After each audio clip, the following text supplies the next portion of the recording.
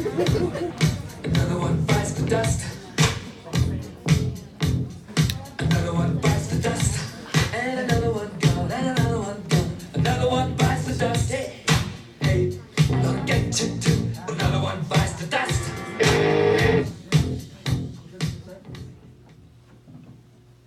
Kindergarten teacher did charity work on the side, volunteered at an elder residence home. Perfect application. Crime boss who ran a major drug cartel, responsible for the deaths of over 20 people and stole money from his ex's bank account. Perfect application. Crown prosecutor. Unmarried. Lived his life for his commitment to the court. Never made time to see his family. Don't tell me. You too. Where do you think he should go? Personally, I believe he belongs with me. Did you read his application? It is messy, but I've seen worse. Of course, you always see the good in everyone. There's a reason he landed himself in both of our piles. We're gonna need a tiebreaker.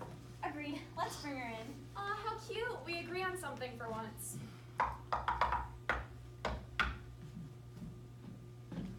This better be good. Believe me, it is.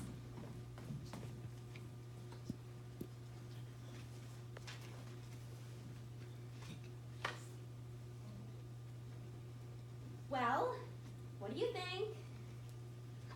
I'm not sure, though I see how this could be difficult. I think his good actions didn't outweigh his bad ones. He was a jerk, and I believe he belongs with me.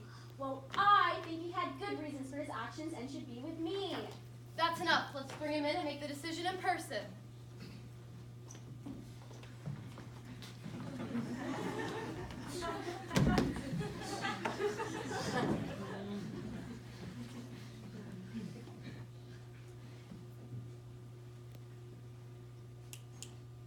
He's coming in slower than usual. Just give him a moment. He'll arrive shortly. I have lost all respect for you. Hi there. It's nice that you've finally joined us. We've been looking forward to meeting you. I don't remember scheduling any appointments. We don't really take appointments. You could call them drop-ins. Actually, I don't remember needing to be anywhere important in particular. What is the last thing you remember? I remember I was in a meeting. We were discussing the Kant case with the defense. Okay. I remember I was leaving. When? Well, that's all I remember. Well, let me put some of this into perspective for you. You, Drew Elliott, are deceased. You, as of right now, are in purgatory. I can assure you, the way you died wasn't the worst we've had. But I can assure you that it also wasn't the best. So I'm dead? You are. Are you kidding? This has to be one of the worst weeks to die. This was the week of my big case. I had so much paperwork to get in order, and now Cheryl will have to finish it. And she can't even read the text because she refuses to get reading glasses. Accept it, Cheryl. You're old. You know, when people usually come here, they're sad in the slightest bit. They think about their families and all the children they're leaving behind. I can't believe this. My boss is going to be furious. I worked my ass off to get a job as a crown prosecutor and build up my reputation. This can't be happening. This isn't happening. This is such an inconvenience. Your own debt's an inconvenience? How precious. Point for me, I guess. You wouldn't understand. Who are you anyways? Receptionist of the dead? I'll have you know that we are intelligible beings of the dead. Are you God? You can say that. She's not God. Makes sense. I'm not sure I ever did believe that story that God was a woman anyway. Our job is to figure out where you're supposed to be. So, like, heaven or hell? Not exactly. When someone comes here from Earth, their morality is put into question. Good actions and ethics on Earth are rewarded with a good afterlife, an afterlife of happiness and warmth. Those with bad actions and tainted ethics live in an afterlife of anger and despair. Basically, endless torture. You'll be in constant pain. It's pretty sick. If you couldn't already tell, Malum is in charge of those who enter the bad afterlife, and Bonum is in charge of those who enter the good one. So does that mean you're God? What? No. Then who are you supposed to be? I'm Rayo. I'm more like the neutral party, the middle ground. When these two can't make a decision, they come to me. So wait, I'm confused. This is a heaven or hell situation. Not heaven or hell, it's closer to good or bad experiences in the afterlife. One where you're always happy, or one where you're constantly angry. Still sounds like heaven or hell to me. I mean, aren't I in purgatory? No. I run the bad side of things, and she runs the good. There is a bad and good afterlife that humans can get sorted into once they get here. So like heaven or hell? I don't understand. I tried to figure out how you guys are so ignorant. You mean you're bad and that Well, that actually is! Just call this argument over with, all right? So there's a haven of some sorts for people who did good with their lives? Yes, you are correct. That is me. That's awesome. I guess I overlooked that aspect of being dead. When are we going up there? That's the issue here, bud. Huh? I've made my decision. You didn't make the cut. Ha! Who was right, Bonum? Wait, why? You are, to put it nicely, not a good person. Rude? It's true, dude. Kinda sucked on Earth, and here too, apparently. I wasn't that bad. I had an amazing work ethic, I'm versatile, and I was extremely reliable. Very good qualities to have in a hammer. We mean soft skills, what you did to better the lives of others. I was a crown prosecutor. I worked criminal cases. I kept bad people off the streets. Which did help your case, but we also take into consideration your interaction with your fellow humans. Oh. Yeah. Well, I think we're ready. Let's go. Go? Now? We don't have a lot of time. No, but I can't. I don't think you're getting the full picture of who I am or was. I read over your file personally. It was a mess. Please, I believe I deserve to live my life, or death, in a peaceful haven, and I really do think I'm a good enough person to make it into yours. Let's be honest. You were an amazing person on Earth, but that's not the only reason you didn't make the cut. How so? During your time on Earth, you never lived for yourself. It was constantly work, no play. You had no life outside of your day job, and you made everyone miserable because of it. That's not true. I played golf on Saturdays. You played golf one Saturday every other month. As we said before, you had no life. Let's move on. I can't. Please? True. We need you to understand that everyone has their place in the afterlife. Then let me take you to court. Excuse me? I can prove that I was able to enjoy my life and that I now deserve a good afterlife. What makes you think that you deserve this? I worked hard to get where I was, and I'm not going to let that get me in the wrong place. We don't normally allow this, so this better be worth it. Believe me, it will be. First argument is that yes, I lived for my work, but I loved it. I was passionate and I did my job well. My first witness is Mr.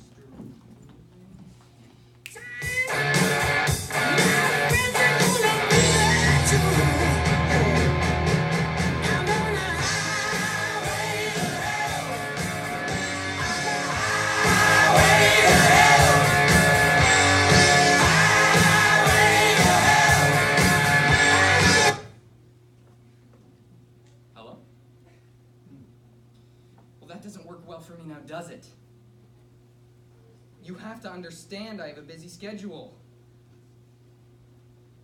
All right, I'll try to fit it in. Sunday? Thank you. Bye. Bad time? Sorry, Rowan. My family was just planning my brother's birthday. Rowan, since when are we on a first name basis? My apologies, Mr. Hammond. We have the lead lawyer from the defense coming in on Sunday. They'll be executing their examination for discovery for the Kant case. It's a big one. It It sure is, sir. I've been putting in a lot of overtime and even working overnights to get everything ready in order. Pictures, witness statements, the whole works. There's expected to be a lot of press and media-based coverage on the court date. It was a cold-blooded murder. This is one of the biggest cases I've overseen in decades. I need my top guy there with me at that meeting. And that's you, Elliot. As you can see, I was entrusted with some of the most important tasks at work, and I had a very good relationship with my boss. They don't just trust anyone with a case this big. Wait, Sunday? Is that a problem? It's just that it's my brother's birthday on Sunday. He's had a tough year. I should be there. Birthday? You're not flaking out on me, are you? No, sir, it's just... I hired you for a reason, Drew.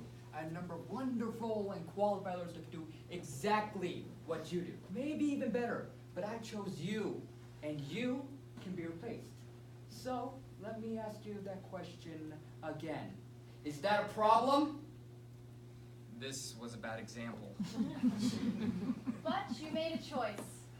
What was I supposed to do? I'll make it work. That's what I like to hear. Please tell me again why your work is more important than your brother's birthday. It's not that it's more important. But What would you have done in the same situation, huh? If it were up to me, I would have gone to the party. Be a lot more interesting than this place. Look, I can't take time off work, especially on days as important as this. The risk isn't greater than the reward. I don't go to work, I lose my job. Easy. You don't go to the party, you lose the respect of the people most important to you. Easy. I had the honor to be chosen amongst my colleagues for a very important job.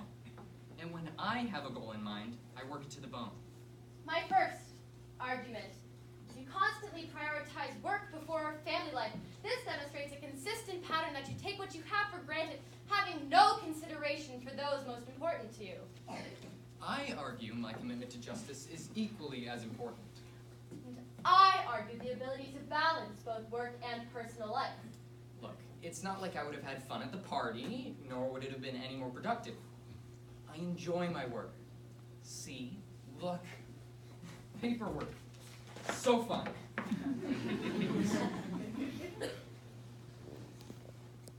Yeah, this is sad. Let's see what else you got. All right, second argument. I was great at entertaining. I worked criminal cases, murders. It's great fuel for conversation. I called to the witness stand Miss Quinn. She's quite the looker.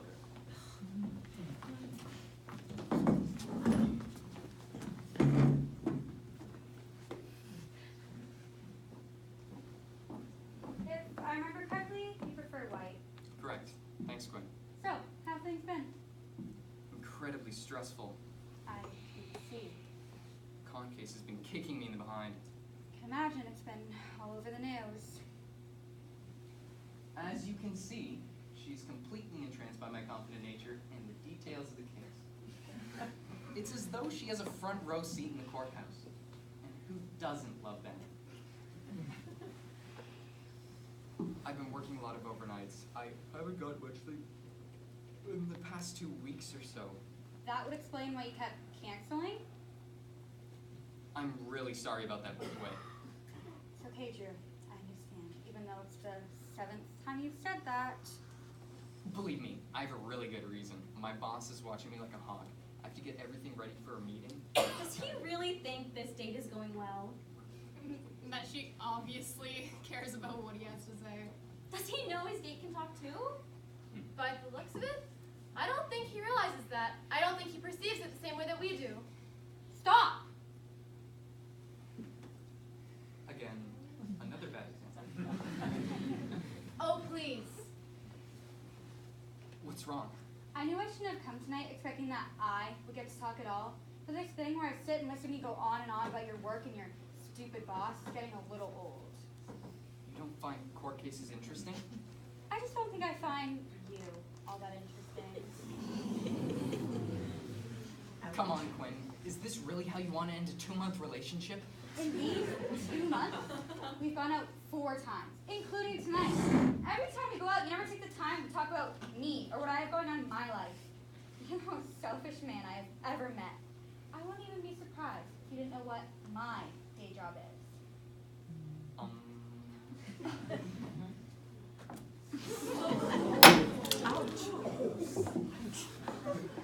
Wait for those.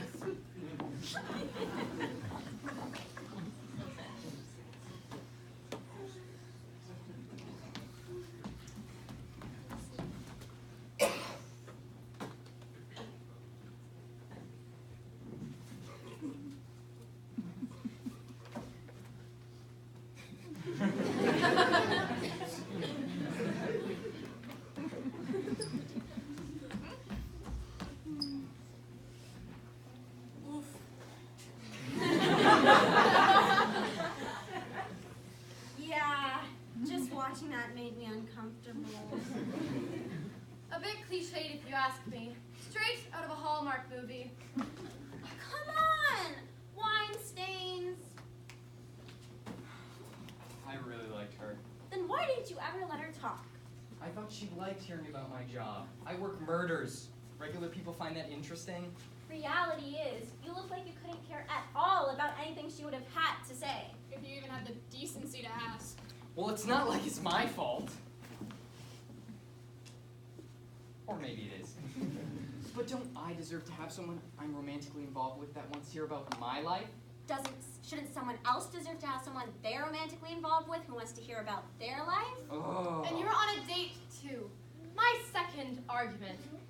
These are times in which you should let your work life behind you and live who you are outside of that setting. We want to know, who is Drew Elliott? Not the prestigious Toronto-bound criminal crown prosecution lawyer. Who is Drew Elliott? What are his interests? What are his values? What is important to Drew Elliott?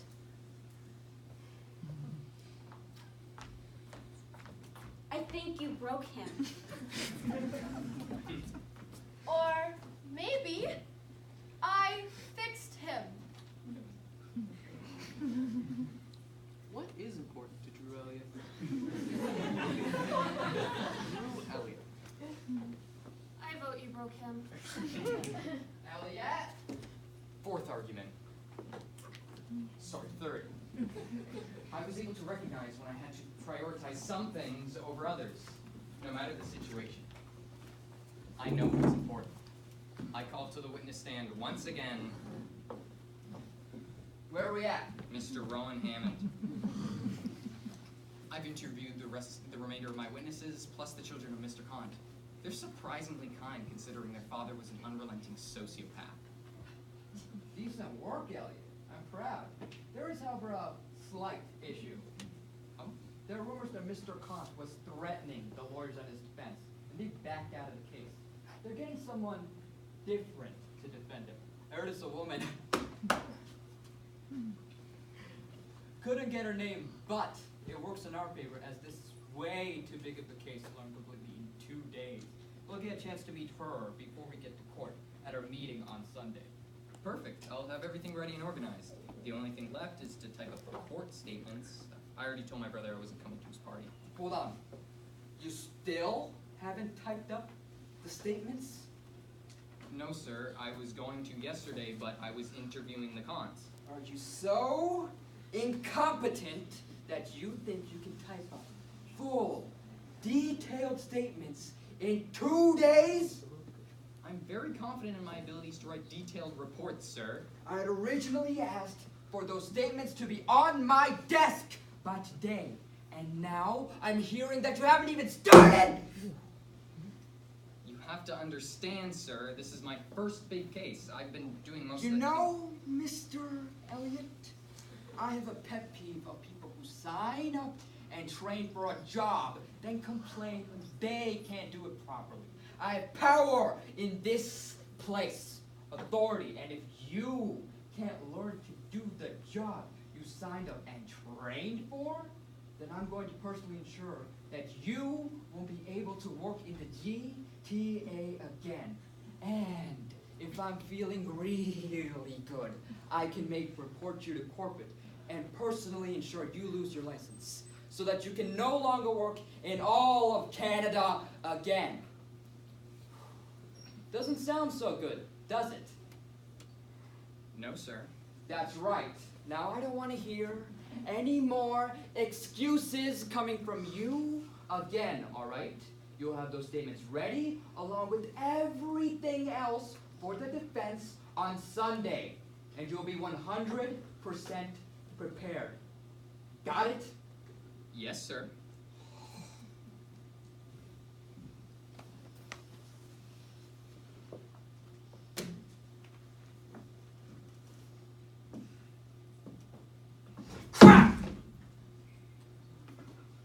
I could see how that can be infuriating. Why'd you even work for him? I had no choice. If I wanted to be a criminal prosecutor, I worked my way up to the best possible position in this job. But you didn't make it, did you? That is the best possible position that you could be in this job. Well, it's a little late for that now, isn't it? He's acting a lot more deceased. Is that what we wanted? For him to realize the things he missed out on, the things he never did, the things he may never get to do again? I mean, yes! At first, he is an arrogant man, but look at him. He's losing who he is. Why don't we bring him back to a day off or a sick day, something where he wouldn't have had time to work? He doesn't have any. He was doing work even on his days off. What about those golf dates with his colleagues he was telling us about? He said he went on them some Saturdays. He barely went on any, and besides, they're just as bland as the rest of his life. Him and his colleagues are basically the same person. Holidays. No. Vacations. No. No other dates. With anyone? I think after seeing one, the rest of them speak for themselves. Wow. All right, well, we have a job to do. Elliot! Today's an important day. Do you have everything ready? Yes, sir. I have everything we will need to present. Crown witness statements, pictures of the murder weapons, everything. Good. Now it's important to keep in mind that we don't want to go into any more detail with these statements than needed. We, as the Crown, have a legal duty to disclose any information relevant to the defense so that they may know what we may throw at them. But they do not need to know the content of these statements. So, in short, don't screw it up. Got it? Yes, sir.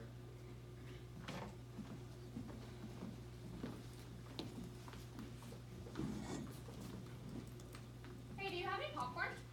I don't think it's respectful to eat while we watch performance like crumble before our eyes. There should be some in my office.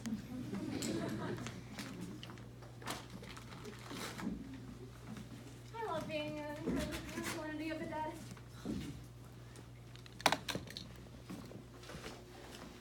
Hey, did you get the name of the new defense lawyer? I did. I think she's French. Miss LaBelle. LaBelle. Why does that sound familiar? I may be able to give you a reason. Quinn? Huh. What a turn of events. Wow, that's karma for you. As they say, karma's a bitch. Your day job was a defense lawyer? Wow. Would have known, had you ever cared to ask. She's not wrong. Greetings, everyone. Why don't we get started? Rowan Hammond, Miss Riley has told me so much about you. You and I are old friends.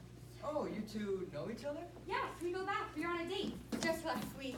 In fact, he's already disclosed a number of important and even confidential information about this case, which will help me give one hell of a statement for the defense in court and give me a huge head start. That can't be good. When I was asked to take over this case, how could I say no when I already knew it inside and out from my annoying ex who would not stop talking about his annoying job and stupid boss? I guess God works in mysterious ways sometimes. You played me. No, this time, Elliot, you played yourself. Yep, that one is fierce. Is it bad that undisclosed, confidential, case information to your girlfriend? Ex-girlfriend. I don't know. I thought I could trust her. We were dating for 2 months. 2 months? My marriage didn't even last that long. Well, it's the longest relationship I've ever been in. This better go well, or you're done! Ugh. No matter how much of our information you have, it doesn't change the fact that Mr. Kant is guilty of the crimes of which he's been committed. As a lawyer, you should understand the right of being innocent until proven guilty. You don't think he's guilty? We have good grounds to build off of. Huh. Like what? We can say it was self-defense. Self-defense? He was in the kitchen when he choked his wife and eldest daughter to death with the twine that he used to bind the Thanksgiving turkey. In what scenario is that self-defense? We would most likely also plead to temporary insanity. Yeah, temporary. I'm sorry, but if you have a problem with my client, then we should probably get another, less biased lawyer for his prosecution. This right here is already a conflict of interest. Then why don't you draw it? Because I can separate the personal from the professional. Unlike you, I don't have a pathological need to be consumed in my work. And I know when to keep my mouth shut. Miss LaBelle. Miss LaBelle, with all due respect, I've worked way too hard to let this case falter right underneath my fingertips. And yet, you did. Excuse me. I think it would be best if you left, Mr. Elliott. The case reassigned to Williams and the paperwork to Cheryl. In the meantime, I'll finish off Miss LaBelle. And afterwards, contemplate your future with the crown. You know what? It doesn't matter. I'm done. I'm done with you, Rowan. You are the most disgusting, repugnant, incompetent, annoying person I have ever had to work with. And you, Quinn Bell.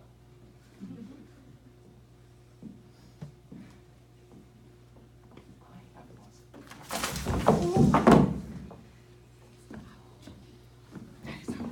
That can't be good.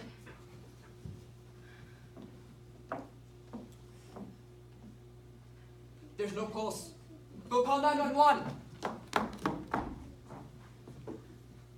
We need a little help in here.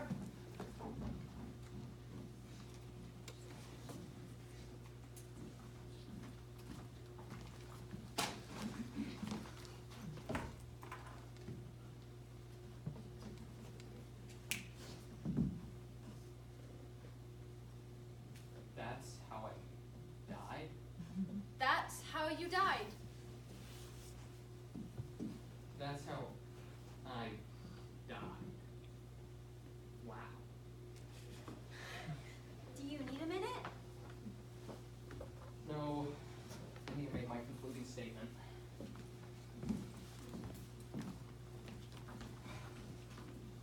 In conclusion, I lived the life I thought I deserved, being the perfect embodiment of all the rules and regulations that were expected of me. I became a lawyer because I loved rules. And I believe so firmly that our society is built upon fundamental values that we as citizens should uphold in order to progress as a collective. I've always known my opinions on morality, my ethics, my values, and you do too. My fucking work! Always working through and perfecting my cases. I never had any wives, no kids, and I neglected the family that raised me. But when did I ever take time to see them in the first place? I always used work as an excuse, and that was because they told me the truth. I worked too much. I always used work as an excuse, and that was always good enough. But it wasn't. I just wish I'd seen it sooner. The thing is, Drew, what we really value here is balance, and sometimes that can be difficult because, as you said, you can get too caught up with one priority over another. We didn't care that you missed your brother's birthday. We cared that in this year alone, you've managed to miss every birthday, holiday, and reunion that you were invited to. Now, I agree, it would have been irresponsible for you to miss that meeting, but you need to pick your moments with more empathy to things other than work. Spending time with family and doing things that are enjoyable, not only for the sake of them, but truly for yourself. That I can agree with. In conclusion, I plead guilty to neglect. I neglected the family that raised me, the people who cared for me. I let the professional and the personal get in the way of each other. I neglected pretty much every aspect of my life. Does that make sense? Yes. It does. Oh, and my brother. Losing his brother on his birthday. I just wish I wasn't so hard on him about this. You know, I just wish I could see him one last time. Look at that. The Tin Man does have a heart. Oh, thanks, guys, but I've had enough of this whole purgatory thing. I'm ready to head to the bad afterlife when you are. Hopefully I can see my grandma when we get there. That's fine, right? Anger, denial. Holy hell, that's 5. 5? The 5 stages of grief. Anger, denial, bargaining, depression, acceptance. When people come here and come to the realization that they're dead and didn't make it to heaven, they go through the stages. Anger, most definitely. Bargaining, just as you did. Denial, depression, all of them. But not one in the millenniums we've been doing this has made it through to the last. Acceptance. You are the first one to come to terms with how your actions on earth translate here into the afterlife. You, unlike all others before you, took responsibility for your actions and accepted it and are willing to follow through with the punishment given. So does that mean I made it into the good afterlife? God, no. I've already made my choice about that. We can't change the fact that you're a hot-headed prick. That ship has sailed. But someone like you who can come to terms with how their actions affect them and are open for change, that's someone that we need. Need? For what? So your life may not fully have been fulfilled while you were on Earth. So why not make yourself useful while you're here? With a wardrobe change? No, moron. You're gonna become one of us. A receptionist of the dead, as you like to call it.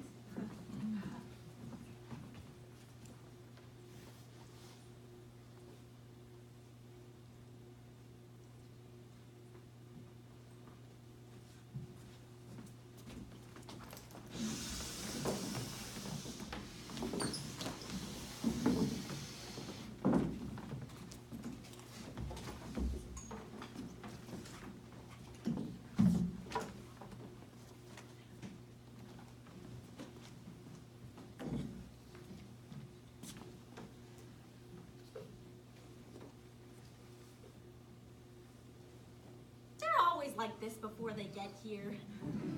Give her a moment.